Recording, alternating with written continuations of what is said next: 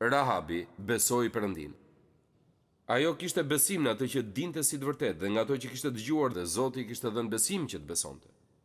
Dhe tani, kjo grua, me reputacion të keq, e falur nga mëkati i saj, është shkrirë në linjën e pasardhësve që e kanë fillesën që nga biri i saj deri tek biri i Perëndis, vetë Zoti Jezus Krisht.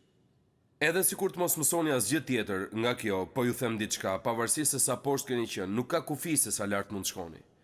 Nëse Perëndia ju fal dhe ju pastron me çfarë do qoftë nga ajo që keni bërë, që ju ka bërë të ndaheni prej tij, ai mund t'ju ngrejë dhe mund t'ju nderoj, ashtu siç bëri me këtë grua. Kur i besojmë Perëndis, Perëndia na nderon për besimin ton.